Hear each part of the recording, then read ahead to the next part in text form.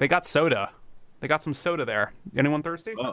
Thirsty? Oh yeah, man. That Fanta there. Yeah. We got to go to our interview because this guy's probably getting pissed off that I'm not calling him. Let's go to Peter Gilabert discussing his new movie.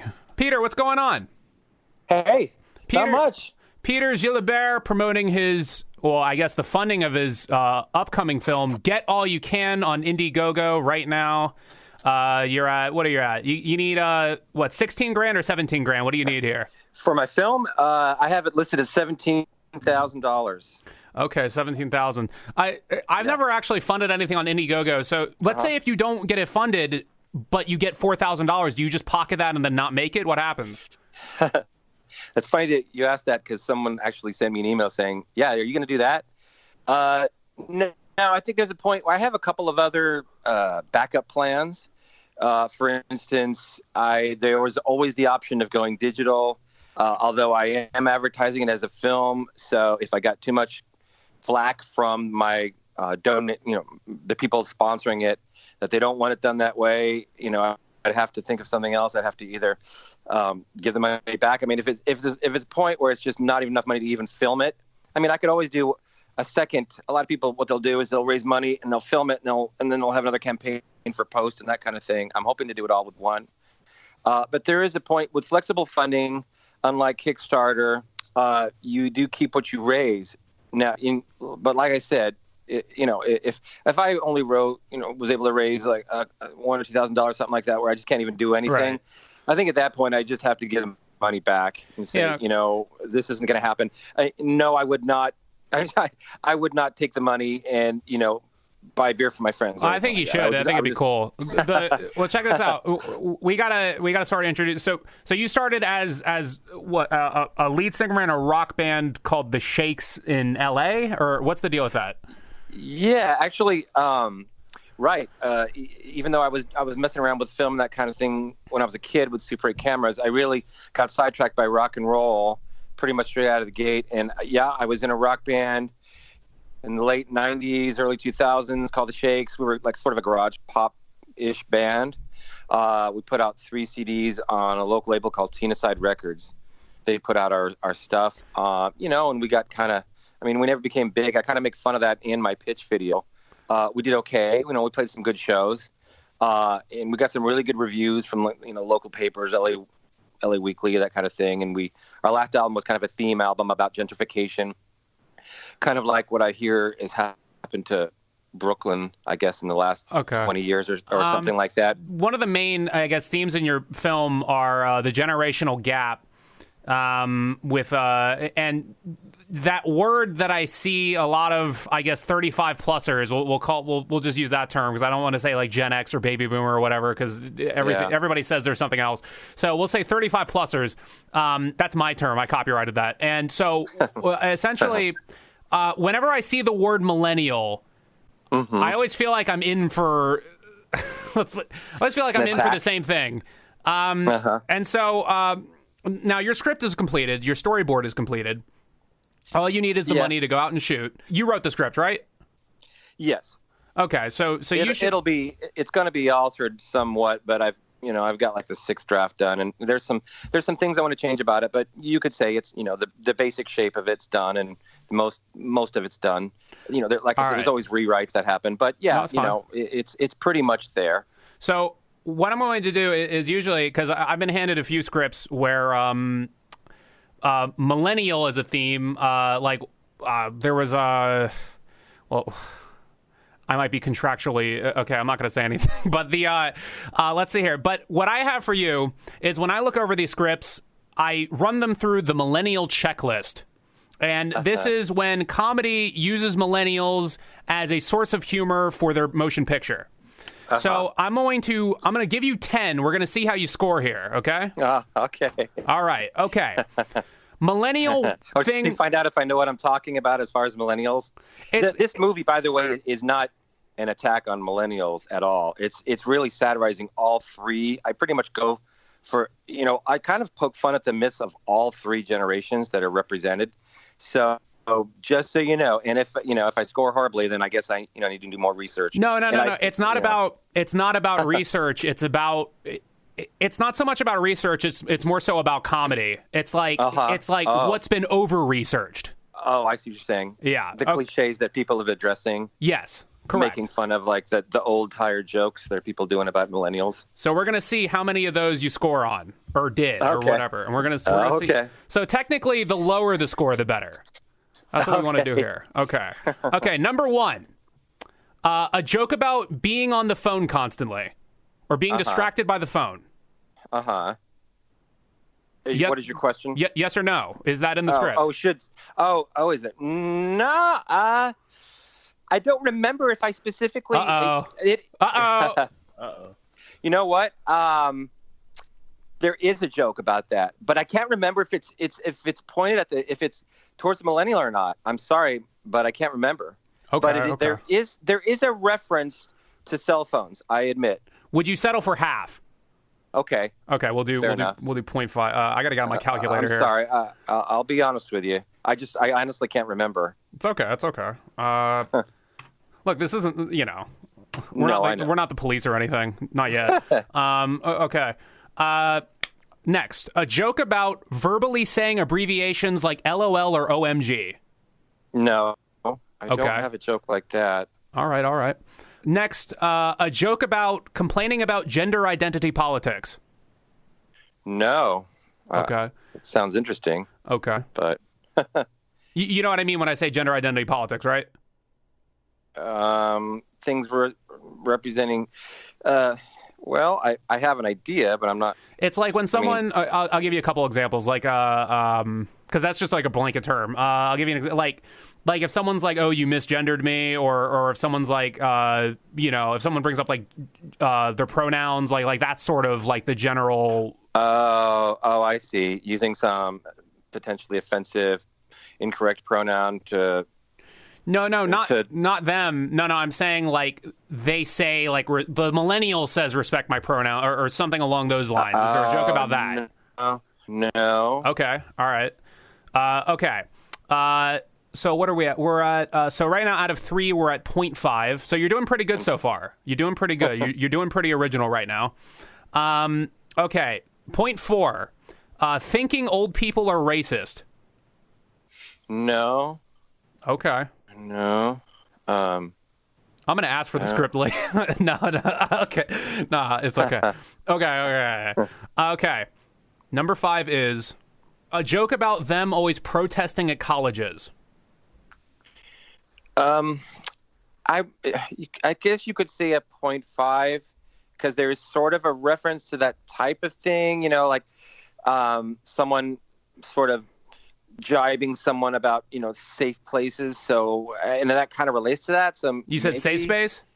Yeah. Oh, you get a point. You're getting a point for that. You're getting a point for that. Yeah. All right. Yeah. Because the older, like these people are attacking each other, so they're supposed to say stupid things. Right. But I think, but I get where you're coming from though. So that's fine. Not to say that millennials can't be made. There's a lot of stuff that is not touched on that millennials need to be made fun of. Absolutely. Right. I get your point. You're not talking about you're talking about just the overdone. Anyways, okay. All right, let's keep going. So out of 5, you're 1.5. Still standing pretty well. Still standing well. Okay. Number 6. Only liking new music or popular Spotify artists. No. Okay. I don't recall anything like that. Oh, are they the are they like the type of millennials who are like, oh, the older generation's music is so much better? Or like, are they that type of character? No, but they are curious about the older generation's music, and they misunderstand it just like the older generation misunderstands them. Okay. So, fair enough. All right, let's keep going here. You get you're safe on that one. You're safe. Okay. Number 7. Not knowing a certain old technology, like what's a VHS tape? Oh, I don't recall anything like that. I don't think so. I would think I was tempted. I was tempted at one point, but I don't. I think I was going to have a reference to vinyl, but I decided not to put it in there. I don't think there is. Yeah, no, we got vinyl here. We got new music on vinyl. It's cool. Let me play it. Yeah. It's cool. It's awesome. You can get it at Urban Outfitters. Urban Outfitters is like the best record store now. It's incredible. Okay. All right. So you're safe on number 7. You're safe. Now, number 8. Complaining about or mentioning how their degree is not getting them employed. No. Okay. All right. No, I don't recall that. Okay. There is a funny reference to, college and having, one needing to pay off a student loan, but not the way you're not any. I don't think it's any close to what you're talking about. So, student loan is a. You'll be safe for that one. Let's see. It's more just like an explanation of why they're there, and it's kind of a funny thing. But I think it's clear of that what you're saying. If it's just a setup for the story, then it's fine. I'm saying like if it's a punchline. So okay. Yeah. All right. No, you're safe. You're safe. Yeah. Okay. Number 9. Uploading their every moment to social media. No. Okay. All right. No. It doesn't really. It doesn't. It doesn't. It doesn't enter it because there's very soon in the story no one has any access to that. But maybe even if you're talking about reference, I don't recall anything like that. Okay. All right. Next, number 10. Internet or Netflix withdrawal. I think it's something that there's reference to all through generations having that. So I don't know if that would count for just them. I think there's just like a general statement. So I don't know how to tell you that. I don't. There's no like, oh, you can't live without your cell phone. There's nothing like that. So I think there's a general statement about how none of them have any of that because of what happens in the story. Right, because they get in the story they get entrapped in a sort of creepy basement dungeon looking thing. Yeah, that's actually where they go to by accident because they accidentally tunnel into a retirement home for aging rock musicians, punk and otherwise, and baby boomer. So. Yeah, exactly. They get stuck there, and none of them have. Let me summarize the plot real quick, because just in case no one is, just in case someone isn't familiar, someone didn't like go Google it. So essentially, the story is it's 2 millennial bank robbers, and they go do they're trying to rob a bank, and they try to dig a tunnel to the bank, and then they accidentally come into that retirement home with the old rockers, and then what happens? An earthquake shovels them all in. What happens is that. After a little back and forth talking, these people aren't like rock stars. They're sort of like the people that didn't make it. These musicians. There's a little absurdity to the whole kind of thing. But for some reason, they have this retirement home in a basement run by some greedy guy, and they're living off welfare and that kind of thing. So you've got Gen Xers there and who are old enough barely, and you've got the baby boomer. So they decide, of all things, that you took a wrong turn. But somehow the leader of this group, the 5 people down there in the basement, decide to go ahead and help them go to the bank and just take the money. So what happens is just as they're about to do this, some type of earthquake or bomb or nuclear bomb that no one knows what it is goes off and just throws them all for a loop. And then they have to decide whether or not they're going to try to leave because they're worried if things are too bad. Somehow they get talked into staying there for a while, and that kind of sets up the whole situation. Sets up the situation of the cultural gap debate. Right. Okay. And, it's not just people yelling and arguing at each other. There's things going on. There's issues of water and food and survival and other topics come up. It's not just people, having some kind of anthropological, sociological debate about what's wrong with the world for 2 days or that kind of thing. Those things come up. Just to clarify, this is a feature film that you're trying to do for $17,000 on film? Yes. Yes, it is. Huh. I actually have much of the film itself, the stock, and I have a camera. So I have some of the expenses taken care of beforehand. So yeah, it's pretty shoestring. It is very shoestring. And luckily I happen to know a number of actors who work for not very much, and I don't have my cast yet, but I have a large pool of people who will hopefully read for me. And that's are you doing the 50s thing where you have like 35-year-olds play 17-year-olds? I hope not. I sure hope not. That'd be cool. I'd watch the hell out of that. Yeah. Well, I mean, if someone's great for a part and they could pass for that age, believable. I mean, I want people to believe that this person is this person. Oh, they did that with Andrew Garfield in Spider-Man. That guy was 30. They had him play like a 16-year-old. Yeah. I mean, it depends on the film. I mean, if you got kind of a campy approach to a film, why not?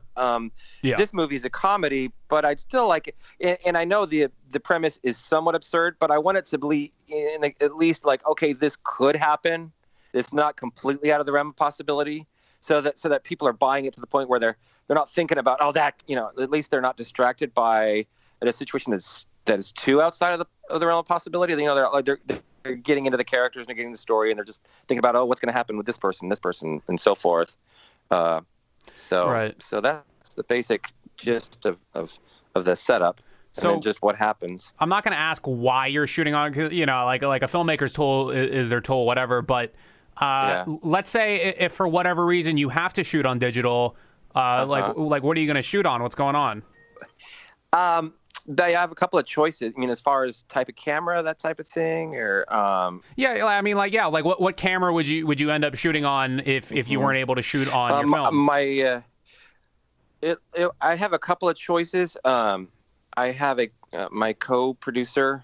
His name is Jeremiah Camino.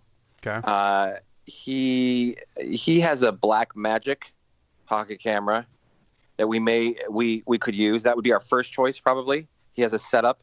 Behind that, I mean, I have a Canon 60D, which is, it's HD. It's kind of marginal as far as trying to make a film.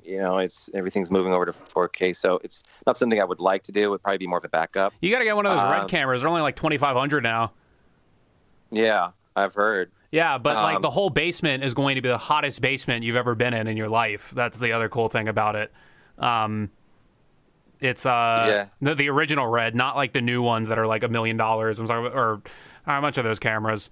I don't know. They're too much to me. That's all I know. What are you shooting with, natural light, or are you shooting with tungsten light? I'm trying to figure, because this basement already looks hot without gear and light and electricity running, but I'm just imagining like 5 different tungstens in there. It's going to be 90 degrees in there. As of now, first of all, we probably will be shooting in January. In Los Angeles. Does it only get to like 66 in Los Angeles in January? Well, there actually aren't even. We're not going to go into an actual basement. We're going to shoot in a studio that's going to be made to look like a basement. There's a studio I'm in talks with right now that I don't have anything in. I've just been talking to them. I don't have anything in writing or anything like that with them. But I'm hoping to use them. They're very, very inexpensive, and I know some people use them. So I think there can be some things I'm going to have to do, like build a false wall, for the part where they're dragged through the hole and that kind of thing. But they're very inexpensive daily rate. I think if I shoot it right, I think, I mean, if I have to shoot it with tungsten, it could get very hot, but I'm not going to shoot in an actual basement. Because there are hardly any basements in LA. Number one, you'd have to get someone who has a house to rent it to you. It would just be so complicated, and because my assumption was if you're shooting something for 17,000 a feature, so like a 75-minute runtime for 17,000. My assumption is just like, well, this guy's got to be doing it in his house. How is he getting this money? Yeah. I mean, no. There's a dirt cheap studio that's available for. I mean, the plan is I'm hoping to shoot it in about 9 or 10 days. That I know that's crazy fast. No, for 17, that makes sense. Yeah. So the idea basically is to spend a day or two dressing it up, making sure everything looks right.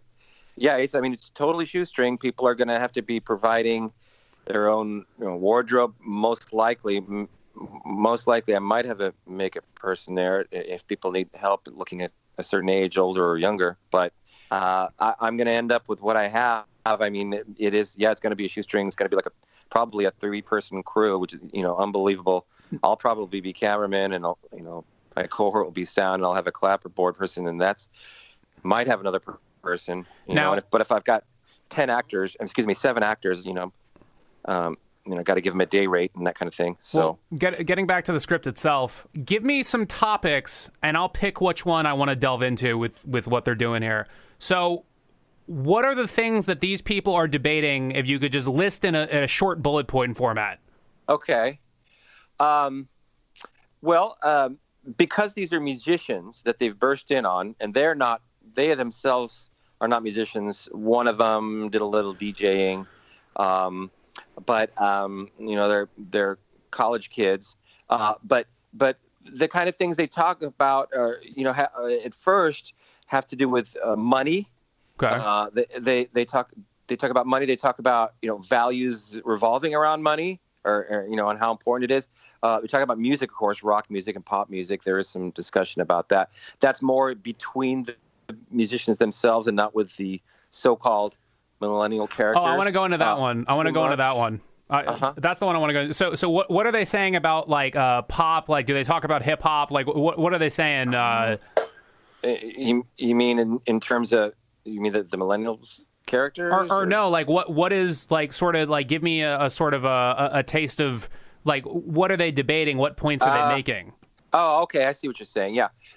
Well, for instance, okay, the main character, one of, I guess you could sort of the ipso facto leader of the group is the one. He's sort of a Gen X punker, right? Yeah. So he's the one that kind of takes the lead and says, oh, we should go ahead and break in ourselves and we'll help them and that kind of thing. So he clashes with it. There's a nerdy power pop guy who's maybe he's about the same age as him, maybe a little bit older.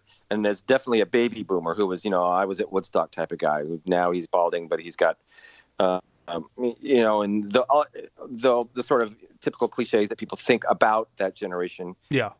Exterior wise is represented, but like most of the characters, they're all misunderstood by each other.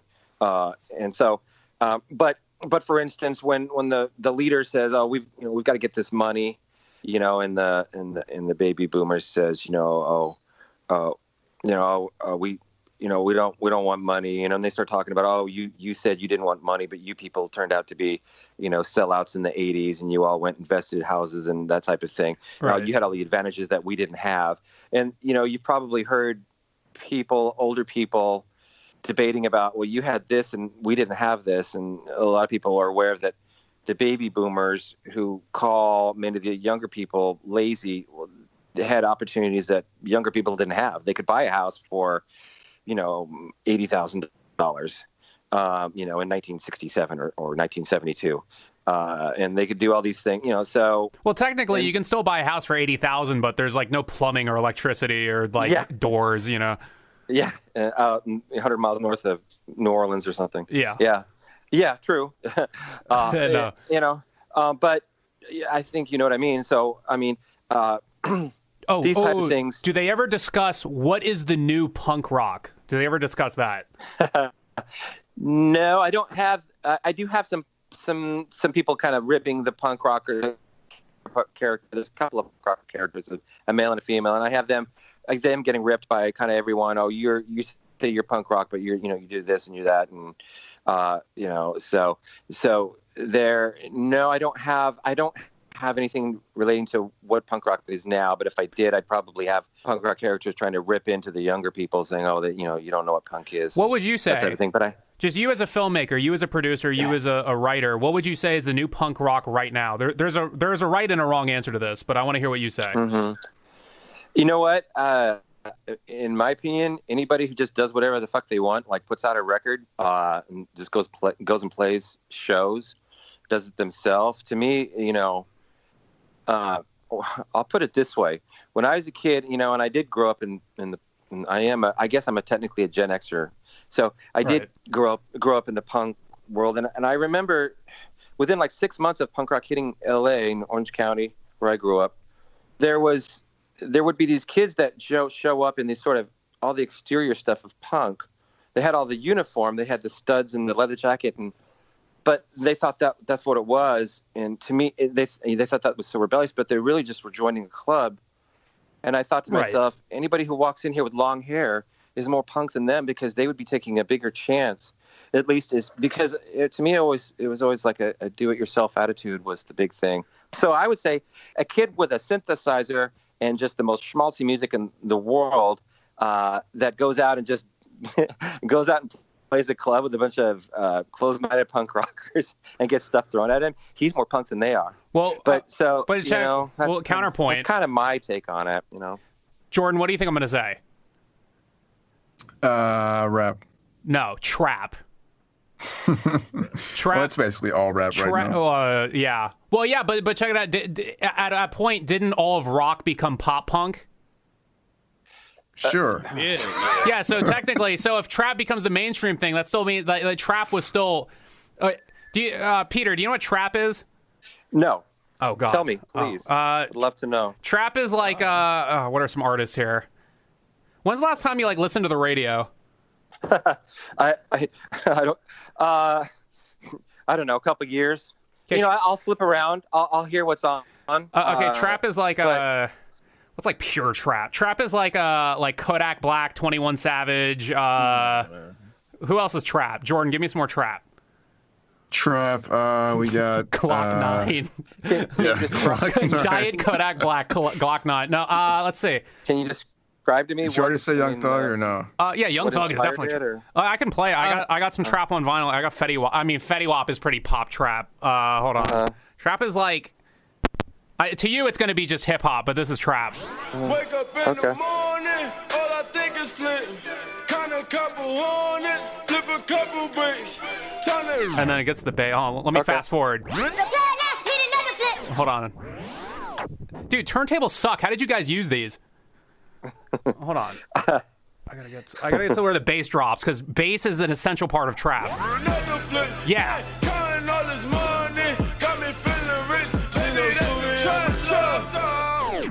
Oh, he's actually saying trap in the song. Isn't that great? He's spelling it out for you. That's trap. And so my point of trap is and I was just playing basketball today. I was at the court, and there's these four guys, and this is really annoying to me, but or no.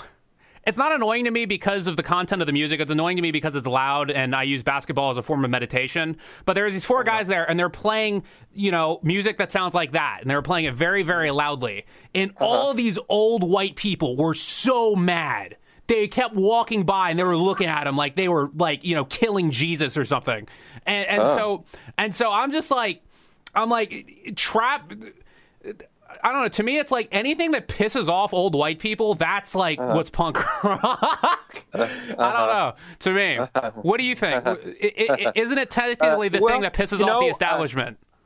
Yeah, I mean, if you're irritated by music that younger people listen to, that's you just have to remember, I irritated people, the stuff I listen to. I mean, my sister comes home from school with her nose pierced. My mom freaks out. Well, that's and now what year was that? I don't remember. 1980. Oh, that was way back. Okay, keep going. Yeah. So there's always going to be something new that's going to irritate people of a different generation, I suppose. I like all kinds of music, so I don't know anything about trap. Would you say it's a type of hip hop? Yeah. It's the new wave, and it's funny because hip hop was originally the fuck the establishment sort of thing, and it was meant to I guess spit in the face of the oppressor or whatever the hell. And I'll talk to guys who were around who would talk to the founding fathers of the genre. We've had them on here. And they'll go on about how trap is not real hip hop, and they'll go on about all this stuff.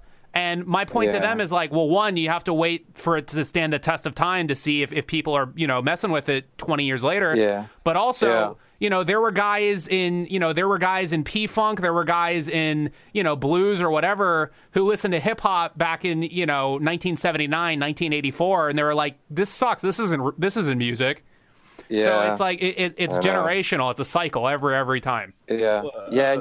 You never know what's going to last. And too, some of the heavily political stuff that's timely, that sounds great at the time. And I'm talking about like maybe lyrics to punk rock songs from way back when. Yeah. Sound kind of dated, but then certain songs, like take a band like the Sex Pistols, songs like Anarchy in the UK were cool at the time. Now they sound a little dated, but like a song like Pretty Vacant that they did was just like a universal lyric about, oh, we're so pretty vacant, just like this is who we are, kind of making fun of themselves. It sounds great today. They wrote about something that was kind of timeless. I used to think about like when I was in a band and everything, like what's music going to sound like in the future? Like even when hip hop was coming out, I used to think in 50 or 100 years, what will pop music be? Will it just be a drum beat and a guy screaming? I mean, who knows? Yeah, like dude, XXX Tentacion. Yeah, it is. Who knows? Let me actually find what I think might have been your idea of pop music 50 years later. Hold on, let me see. Jordan, what song should I get? You should get Rip Roach. Okay, Rip Roach. All right, I'm going to play this for you. I'm pretty sure this is... What year did you think that? Just give me like a random ballpark year. Maybe, I think the early 90s. Okay, early 90s. So we'll say 25 years. We'll say 25 years ago. Hopefully my sound is sharing. Okay, it is. Wonderful. The sound is sharing. Let me skip to the verse here. Okay, so this is Rip Roach by XXX Tentacion, who was recently murdered in Miami, Florida. And this guy got huge on Spotify, like after he got killed. All right. Hey. Wait for the beat. Hey, cocaine for my breakfast. Hold that pistol, with dexterous. Pussy boy talk reckless. So is that like pretty close to what you thought music would sound like in 25 years? Well, not too far. Oh, that's pretty good. See, you're a visionary. Why didn't you come up with it? I know. I don't know. Yeah, missed out. I don't know. It's okay. I know. But you got the film cameras, and you got the Get All You Can major motion. Would you consider it a major motion picture? It could be. What could be a major motion picture? Get All You Can from director Peter Gilabert. Needs $17,000 to get funded. Go on Indiegogo. Peter, I might check your search engine optimization because I kept trying to Google Get All You Can Peter Gilabert, and the Indiegogo was not coming up. Okay. I'll put it on Twitter after the show. Okay. And I have a lot more people on Twitter than I do on YouTube right now, at least. Okay. Yeah. So, Peter, are there any final words, or are there any final thoughts or final debates you would like to have before we wrap this up? It sounds like there's some sound going on over there. No. It's just my daughter from the other room. You know how it is. But no, I can't really think of anything particular to say. Thanks for having me. I found this very interesting. I'd love send me some links too when you put this out on the trap stuff, and I'm very curious about it. Right.